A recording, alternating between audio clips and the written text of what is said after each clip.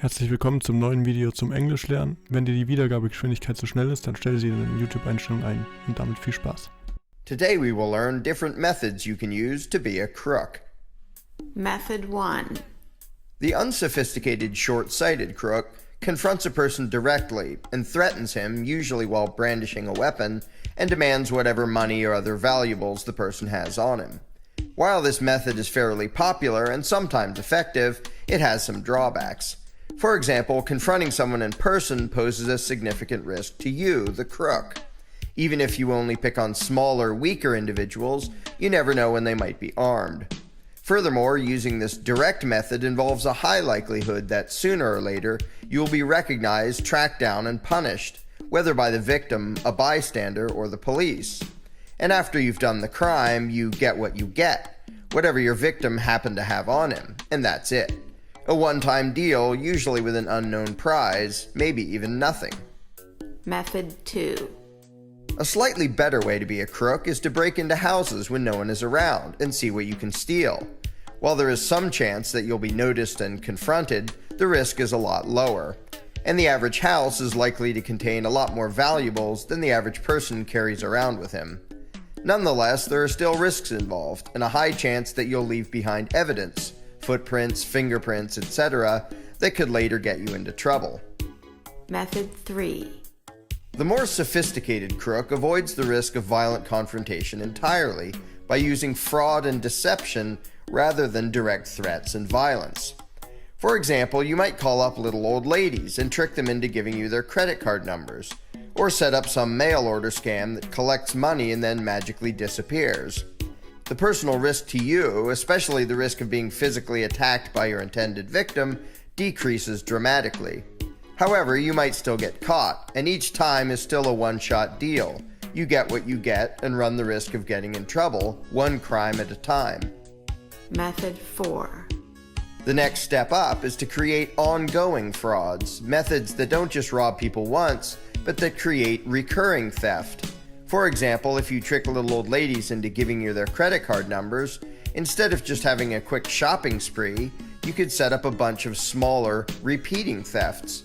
A little old lady who gets charged $9.95 a month, which shows up on her credit card statement as helping poor orphans, is unlikely to question it.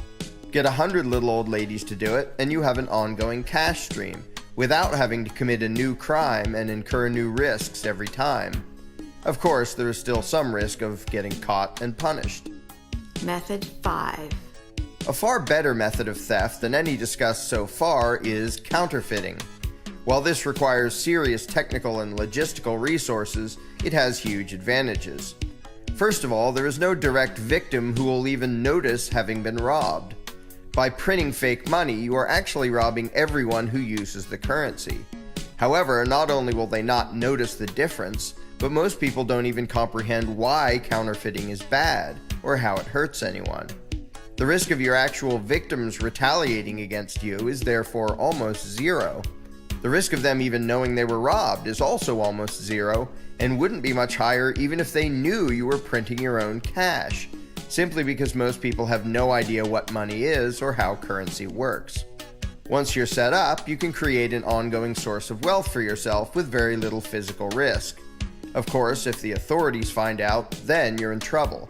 But aside from that risk, this would seem to be the pinnacle of the art of being a crook, having an unlimited supply of completely unearned wealth for yourself, while the victims never know what hit them, and in fact, never know that anything hit them. Method 6. The next step is only for truly sociopathic crooks, who don't just want unearned wealth, but want to dominate their fellow man. It's again based on counterfeiting, but instead of just printing money and buying stuff with it, you print money and loan it to other people. At first, this may seem counterintuitive.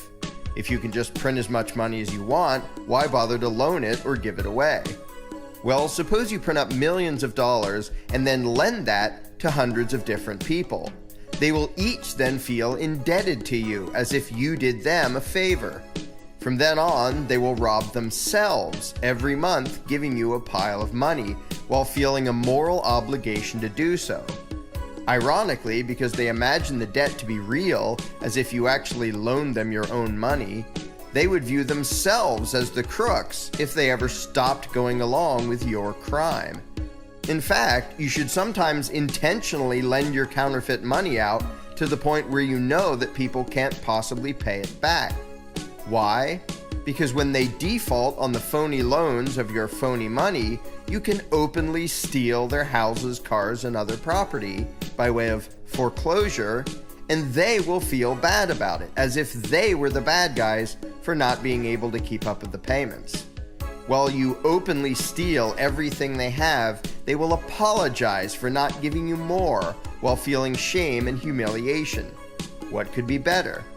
And the more you steal via this method, the more you can expand the fraud. There is really no limit. Eventually, if all goes well, you can have almost everyone in the world feeling indebted to you. And when they default, you will quite literally own the world. And most of your billions of victims will have no idea what happened. They will all be reduced to impoverished slaves for you to do with as you please, you sadistic, megalomaniacal, sociopathic bastard. Megalomanisch bedeutet so viel wie größenwahnsinnig. Method 7. The previously mentioned method is so effective, in fact, that there's really only one way to improve it. The only risk involved up to this point is that the authorities might notice and catch you before you can slip off to some non-extradition treaty country with your ill-gotten gains. To remove that final risk, take the final step and bribe the politicians to legalize your crimes. When the authorities have given their official legislative blessing to your massive perpetual fraud and even offer to send their mercenaries to protect you against your victims, should any of them ever wise up to what you're doing, then you will be the supreme crook of the world. However, you cannot accomplish this. You will never be the super crook who owns the world. Why not? Because someone else beat you to it. In this country, they're called the Federal Reserve.